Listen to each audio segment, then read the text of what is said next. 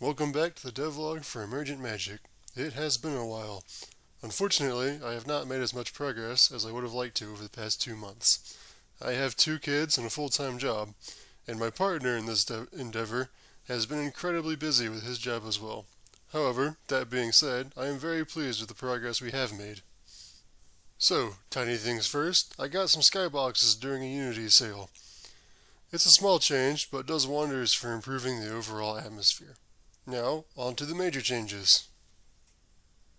First up, I have an inventory system now. This was somewhat present in the last video, but it wasn't really functional.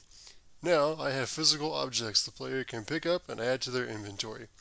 This is really important for my game because I need a way to control the complexity of what I am giving the player to work with.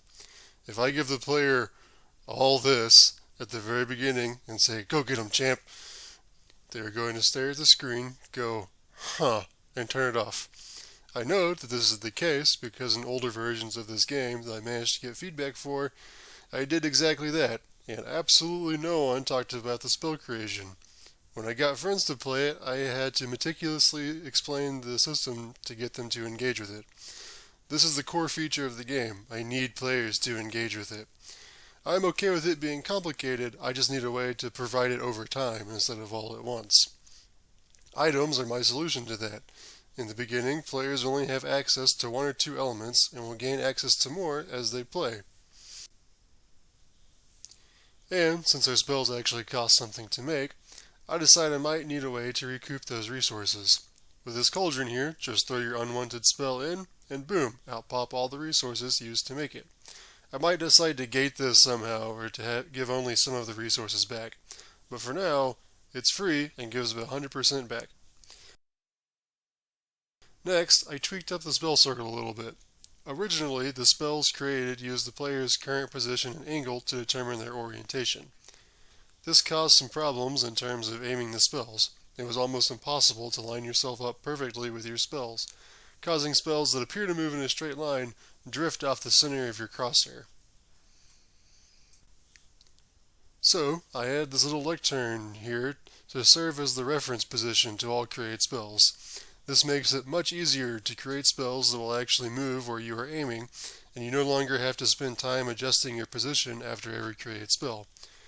This also allowed me to give the player the ability to call back previously made spells, or spells dropped by enemies, for additional editing.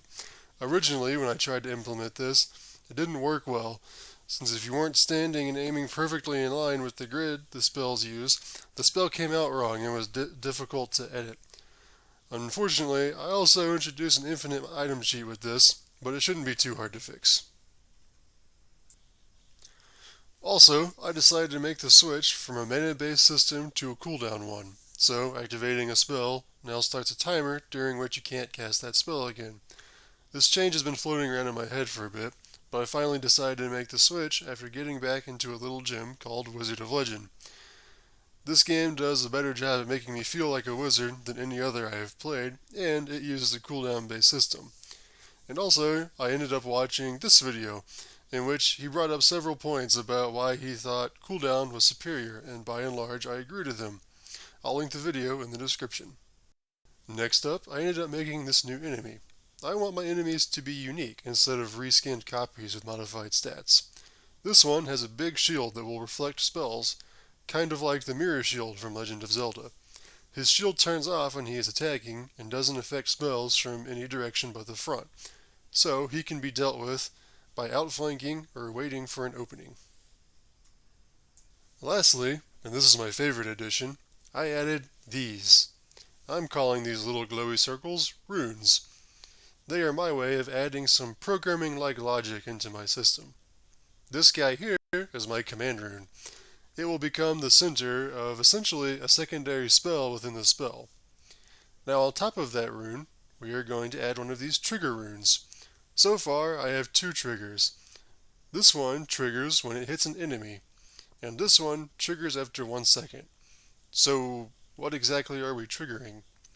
That's where these guys come in. The solar rune can be applied to a particle, which will disable it. When the trigger is activated, the particle will be re-enabled as well. The lunar rune is the opposite.